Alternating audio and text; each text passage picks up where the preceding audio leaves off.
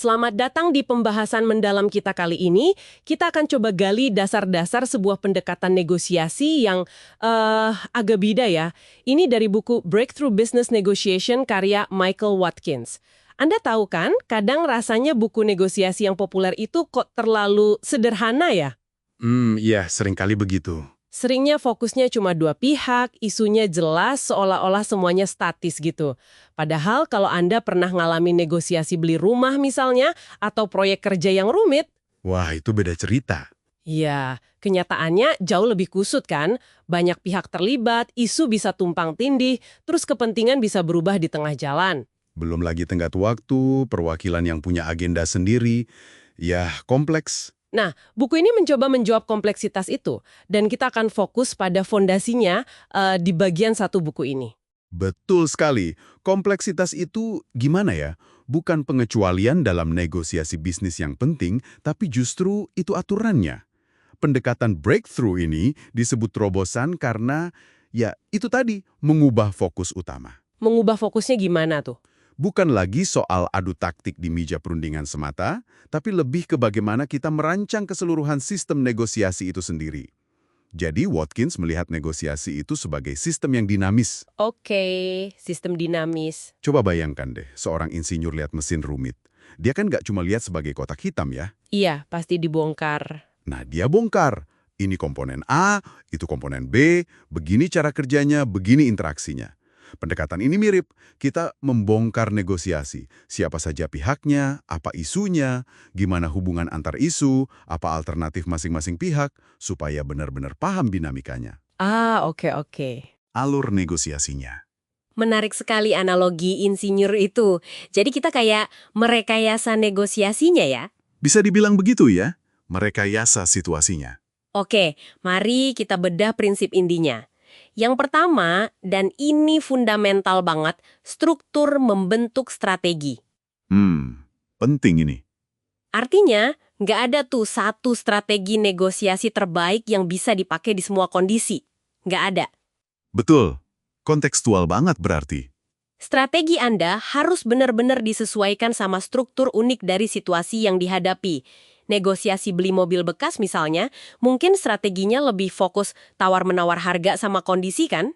Iya, relatif lebih simpel strukturnya. Tapi coba bayangkan negosiasi merger dua perusahaan multinasional.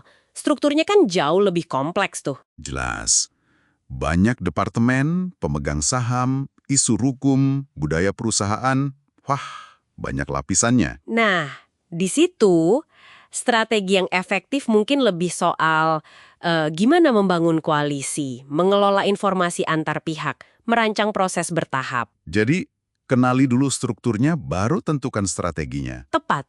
Mengenali struktur itu langkah pertama. Nah, ini nyambung ke prinsip inti kedua yang menurut saya paling mengubah permainan. Oh ya, apa tuh? Yaitu, struktur negosiasi itu bisa dibentuk. Ini kuncinya. Bisa dibentuk? Maksudnya? Iya, banyak orang kan cenderung pasrah aja menerima situasi negosiasi apa adanya. Iya juga ya. Terima kondisi aja. Nah, negosiator ahli, menurut Watkins, nggak gitu. Mereka justru aktif berusaha membentuk atau ya memanipulasi struktur itu demi keuntungan mereka. Caranya gimana tuh membentuk struktur? Bisa macam-macam. Misalnya, mempengaruhi siapa saja yang boleh ikut duduk di meja perundingan. Atau apa saja isu yang akan dibahas dan mana yang nggak perlu dibahas dulu. Urutannya gimana? Oh oke, mengatur agendanya ya. Betul. Atau bahkan menghubungkan negosiasi ini dengan negosiasi lain untuk nambah daya tawar. Yang sering kita nggak sadar, banyak pertarungan krusial dalam negosiasi itu sebenarnya udah terjadi. Sebelum ketemu. Iya, udah dimenangkan atau dikalahkan sebelum para pihak ketemu muka secara formal. Mengendalikan proses, siapa ketemu siapa, kapan, info apa yang dibagi dan kapan, itu sumber kekuatan yang luar biasa. Wah, ini bener-bener ngubah cara pandang sih. Jadi bukan cuma soal jago ngomong pas rundingan ya. Jauh lebih dari itu. Ini soal jadi sutradara di balik layar juga. Oke, nah prinsip-prinsip fundamental ini, struktur itu penting dan bisa kita pengaruhi, diterjemahkan oleh Watkins di bagian satu buku ini jadi 4 aktivitas atau tugas inti. 4 tugas inti ya? Iya, 4 tugas inti yang perlu dikuasai oleh si arsitek negosiasi tadi. Tapi penting dicatat nih, ini bukan langkah-langkah urut kayak resep masakan. Oh, bukan sekuensial ya? Bukan. Lebih kayak area fokus yang terus-menerus kita perhatikan dan sesuaikan sepanjang proses. Bisa jadi kita bolak-balik antar tugas ini. Betul, keempatnya saling terkait dan sifatnya iteratif. Yang pertama itu mendiagnosis situasi. Mendiagnosis. Ya, ini tentang memetakan medan perangnya. Siapa pemain kunci, apa kepentingan dan alternatif mereka, BATNA-nya apa isu utamanya, ada potensi hambatan atau peluang tersembunyi nggak di strukturnya? Jadi kayak analisis SWOT tapi untuk negosiasi ya? Mirip, tapi lebih fokus ke elemen-elemen negosiasinya. Analisis ini penting buat paham di mana kekuatan dan kelemahan kita. Tugas kedua, yang nyambung dari prinsip tadi, adalah membentuk struktur. Oke, membentuk struktur. Berdasarkan diagnosis tadi, gimana caranya kita bisa proaktif mengubah elemen-elemen negosiasi itu? Mungkin dengan bawa pihak baru ke meja, atau justru misahin isu biar lebih gampang dikelola, atau perkuat alternatif kita sendiri di luar negosiasi ini. Supaya nggak kejebak main di lapangan orang lain gitu ya? Tepat. Itu tujuannya. Biar kita yang lebih pegang kendali permainannya. Oke, jadi setelah diagnosis dan coba membentuk struktur, terus apa? Tugas ketiga, itu mengelola proses. Nah, ini lebih fokus ke interaksi langsungnya, baik formal maupun informal.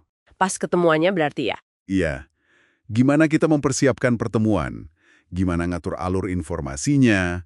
Gimana membangun momentum ke arah kesepakatan? Ini termasuk taktik di meja runding, tapi selalu dalam kerangka struktur yang udah coba kita bentuk tadi. Oke, terus yang keempat? Keempat, menilai hasil. Ini bukan cuma soal menang atau kalah di akhir ya, tapi lebih ke menetapkan tujuan yang jelas di awal, terus secara berkala kita evaluasi kemajuannya, ukur hasilnya terhadap tujuan itu. Nah, hasil evaluasi ini kita pakai lagi buat nyempurnain diagnosis kita, nyempurnain strategi selanjutnya. Jadi muter terus siklusnya. Lingkaran yang terus berputar ya. Diagnosis, bentuk, kelola, nilai, terus balik lagi ke diagnosis. Betul. Dan penting nih ditekankan lagi, seperti yang Anda singgung tadi, keempat tugas ini, diagnosis, membentuk, mengelola, menilai, itu dilakukannya nggak cuma pas duduk di meja perundingan ya. Oh, jelas nggak? Justru banyak aksi penting terjadi jauh di luar meja perundingan. Bisa kasih contoh konkretnya nggak, biar lebih kebayang? Tentu. Misalnya nih, pas mendiagnosis, Anda bisa analisis struktur kekuatan para pihak pakai riset, intelijen, itu kan di luar meja. Terus pas ketemu muka, di meja, Anda bisa ajukan pertanyaan-pertanyaan terarah buat ngetes hipotesis diagnosis Anda tadi. Bener nggak sih asumsi saya? Oke, jadi di luar meja analisis, di meja konfirmasi atau uji hipotesis. Iya. Atau contoh lain pas membentuk struktur. Anda bisa lobi-lobi dulu nih ke pihak tertentu secara terpisah buat bangun koalisi. Itu jelas di luar meja. Pendekatan personal gitu ya? Betul. Terus nanti pas rapat bareng, di meja, Anda usulkan agenda pertemuan yang udah menguntungkan posisi koalisi Anda tadi. Wah, cerdik juga ya? Jadi aktivitas di luar dan di dalam meja itu saling dukung. Bagian dari satu strategi besar sebagai arsitek negosiasi. Anda merancang keseluruhan bangunannya. Bukan cuma fokus pasang satu bata pas hadap-hadapan. Jadi intisari dari fondasi pendekatan breakthrough ini adalah pergeseran fokus ya? Dari sekedar reaktif? Iya, dari sekedar bereaksi terhadap apa yang terjadi di depan mata saat berunding. Menjadi perancang proaktif dari keseluruhan permainan negosiasi itu sendiri, bahkan sebelum mulai. Persis, menjadi arsiteknya. Ini benar-benar paradigma baru sih buat banyak orang. Mungkin ini bisa jadi pertanyaan refleksi nih buat Anda yang lagi dengerin. Seberapa sering sih Anda cuma fokus nyiapin argumen buat interaksi tatap muka? Pertanyaan bagus tuh. Dan mungkin sedikit lupa soal kekuatan besar yang ada di kemampuan kita membentuk struktur dan mengelola proses sebelum dan di sekitar pertemuan itu. Padahal di situ seringkali kuncinya ya.